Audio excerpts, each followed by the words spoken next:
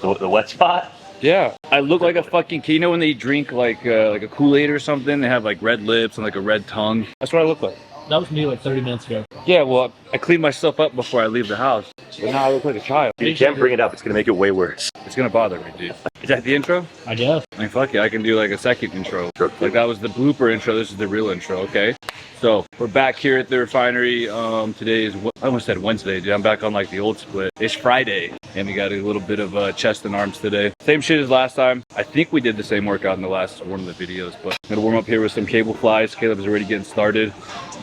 Pumping up them titties, get nice and loose because we don't want to hurt ourselves. I did have a scare before, probably like 3-4 months. I don't know how long it's been actually since I had like a minor tear in my pec. So I don't want another one of those because that fucking sucked and it scared me. Luckily it wasn't too serious, so I was able to recover from that relatively quickly. But since then, making sure I'm warming up properly, especially for chest. Why does it feel uneven? Is it uneven? No, I think I'm just retarded. I mean autistic, sorry. That movement was actual chest. JM press. That's right. It's like a close grip. Yeah, so Had like 315 on the Smith, and it came like quarter of the way down. It just felt like Velcro ripping. doing that. I was like, no. We're good. The whole gym like stopped and looked at me. Latina spotted me. I was like, no. Get up. I'm just like instantly pissed off.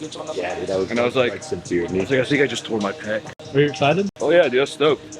Best day of my life. But luckily it wasn't too bad. Then it started like bruising and shit like a few days later. But nothing a little bit of TLC can't do. Some peptides, BCC 157, TB, and that's it. No other things. I'm not gonna speak about them because I don't condone those use of things.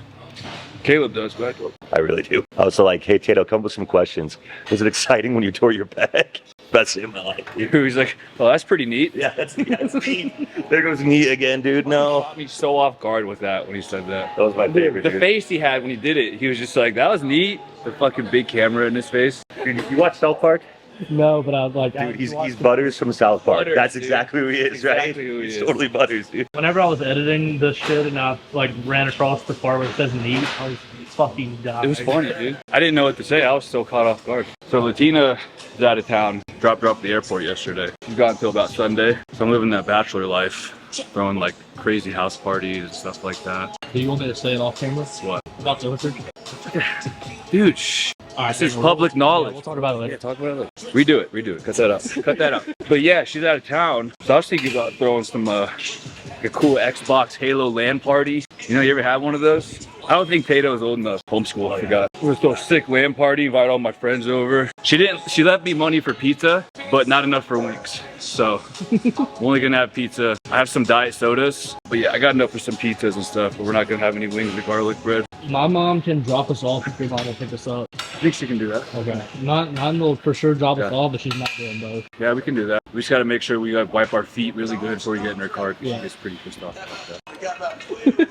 Taylor's over here saying, he's like, I'm a strong, independent man. I do my own laundry. I do my own this, do my own that. Look it, man. Before I got married, I was very capable of doing everything on my own. Okay, but then when you get married, they somehow just kind of slowly start doing things for you, and you almost like lose your survival skills. Because I can do it if I need to. So it's like now that she's gone for a few days, I have to get back in, you know, survival mode and learn how to do things on my own. I can do it. Okay, but having a wife definitely makes things easier. I'm not trying to say she does everything for me. Does a lot for me. I appreciate it. But I'm fully capable of doing those things on my own. I'm a big boy. I wipe my own butt. I swear.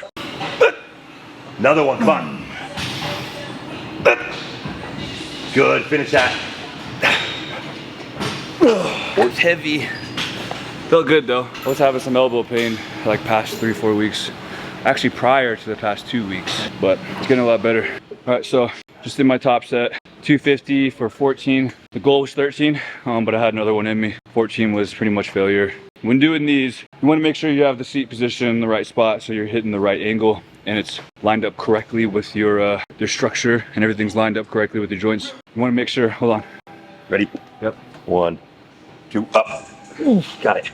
So and you want to make sure you're keeping your elbows nice and back. I like to pretty much like roll them back so I know they're pinned. And then you want to drive from your chest. Big mistake people will do, and what I did for a long time, which is why I had the elbow pain, I'll try to push with my arms as opposed to my chest, which is just not gonna recruit pecs like we want. We're training our chest, not our fucking triceps. You're gonna get tricep in it, but we want pecs. So drive with your chest. You should physically see those pecs moving and engaging while you're pushing and contracting. Drive from the chest at your elbows. That was easy. 15. So I think this is something like, you know, we all did, you know, when we first started working out. Even people well into their, you know, however long, whatever you want to call it, bodybuilding journey, fitness journey, workout journey, you'd come in here and just think like you have to move as much weight as you possibly can. And you know, that'll work at first, just kind of lifting with no intent and like not really focusing on execution. But after a certain point, like, and you kind of maximize those newbie gains, like, you're gonna have to get a little bit more intentional and smarter with your training and actually learn how to train and train those muscles properly. I think the past 2 years, when I finally took a step back and reassessed what I was doing, and kind of backed off the weight, dropped my ego, and really focused on form and like connecting with the muscle, that's when my fucking progress just started to like skyrocket. So like these past 2 years is like, I feel like the most I've grown since I started, just because I'm being smart and intentional with my training, actually having some kind of like smart approach to it. Like it's actually like I'm progressively overloading it. I'm just trying to progress in, you know, any way I can, whether it be tempo, execution, more weights, more reps, whatever it is. But yeah, drop the ego and like really learn how to train and train properly, and you'll see your progress just fucking skyrocket. Fade to black.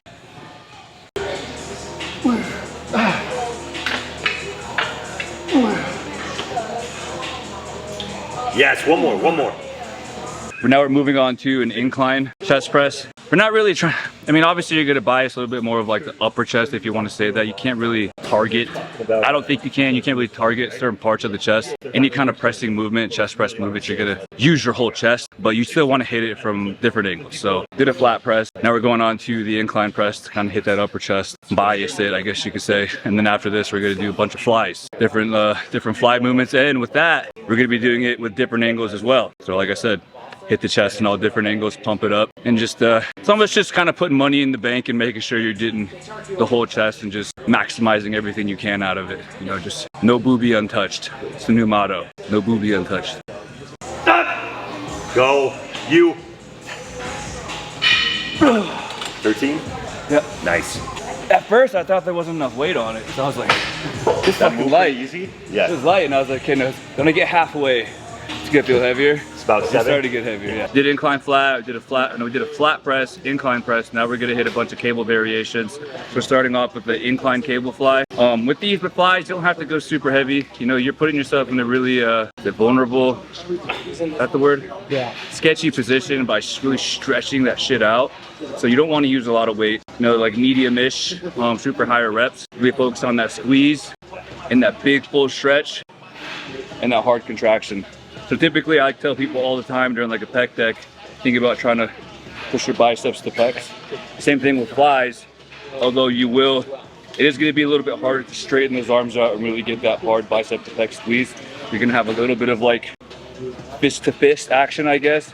But as long as you're still trying to push the biceps into your pecs and you're getting that range of motion and that contraction, that's all that matters. So we're gonna do 2 sets here, and then we're gonna do flat fly, I guess. We're gonna put the seat all the way up, so we're sitting up like this pretty much, and then we're gonna hit like a low fly. So again, all angles, no boobie goes untouched. So fade to black.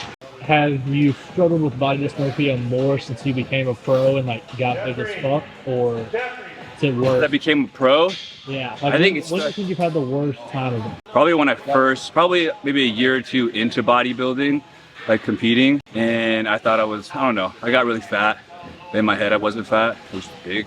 Yeah, the body dysmorphia was pretty bad. When you start bodybuilding, you're gonna develop body dysmorphia, and it's never gonna go away. You're never gonna be like big enough or lean enough. That's just like a fucked up way of thinking in your head that, I don't know, I feel like you just kind of you have this like high standard for yourself, so no matter how you look, even though you look amazing. Take this for example, you're in prep, you're like 2 weeks out, and you look phenomenal, and you'll take a picture of yourself or a video and look at it. At that time, be like, no, this looks like shit, it's terrible. Fast forward like 2 or 3 months or 4 months when you're like in your off season, you look back at those pics and be like, holy crap, dude, I actually look really, really good. What was I thinking when I was in prep?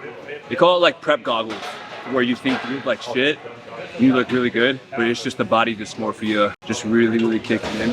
And yeah, it's just something you're gonna have to deal with when you're competing or bodybuilding. But to be completely honest, this off season, like after Hurricane Pro, I kept it really tight, and The body dysmorphia is not that bad. I'm actually very content with the look I'm holding, and probably the first time I've been comfortable taking my shirt off in an off-season, which I feel like should be the goal all the time. As a competitive bodybuilder, you should be comfortable taking your shirt off. You should be staying tight, you should be staying lean. So don't get fat in the off-season, because no one wants to be fat. Being fat sucks, and it's gross. So you can call me fat phobic if you want, I don't care. I see fat people and it kind of like grosses me out. Because like you did that to yourself, dude. Like fucking take care of yourself, bro. Like have some kind of self-respect. It just shows me you don't care about yourself, or you know what I mean? Like it's just gross. Take care of yourself, set an example for your kids or everybody else. Like it takes a little bit of discipline, you know, just a little bit. And you won't be fat and disgusting. Fucking whatever you want to say about me, fat phobic, fat shaming, I don't care. Dude, it's just gross. Take care of yourself, man. Just a little bit of discipline. Smidge. Big misconception with bodybuilding is that it's an individual sport, which it is, you know, because we're going on stage and we're doing it by ourselves. It's not a team sport, but you do have to have a good support system behind you. For me, that's my wife. You know, I think we were talking about it off camera one time, me and her. It was a small little argument. We were arguing about something, and she kind of had some tears in her eyes when she said this, but she's like, I don't think you realize that I kind of structure my whole life and my schedule and everything I do for you and your bodybuilding to make sure like everything is set good for you to go, you know, so you can do what you got to do. And I was like, damn, dude, I'm appreciative for everything she does, and I know what she does for me, and I really appreciate it, and I'm grateful for it. But when she said that with the tears in her eyes, and I just didn't know what to say, I was like, fuck, man, like that one kind of hit deep. You know, you do have to realize that these people, these bodybuilders, they have a good support. You have to have a good support system. You know, you can't just do this by yourself, especially when you're in prep, when you're basically fucking brain dead. You can't really do shit for yourself. So it does help, and you know, I'm sure Caleb can attest to that too. Oh, absolutely, dude. I think it's like important to be cognitive too, like as a bodybuilder, and be receptive of like, these people are sacrificing a shit ton to let you do what you want to do. I mean, especially if you're looking for like, if you are somebody who's stepping in this for the first time, you're gonna drag your significant other through a lot of shit. Like it's guaranteed. There's no ands, ifs, or buts about it. You're gonna be dragging through a lot of shit.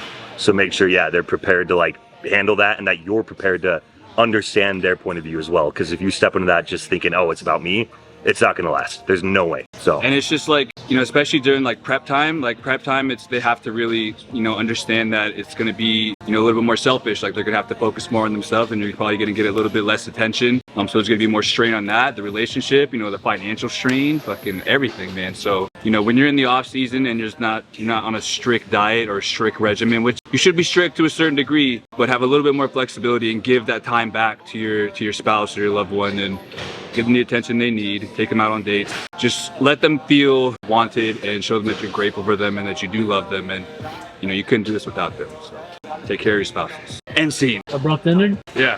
No, okay. No, but yeah, so we basically finished up our chest stuff. We just finished up our first set of triceps. We're gonna do two more sets of triceps, or two exercises of triceps. Dude, I feel like I just fucking, 2 more tricep exercises and a little bit of biceps. We're not gonna film that shit's boring. It's just tricep extensions and some curls and shit. So we're gonna end the video here. Tay-Tay's gotta go set up a crime scene for his fancy college class, university stuff. I don't know. Educated man, even though he was homeschooled, going to college, bro. That's pretty neat. Yeah. Newsflash, end scene.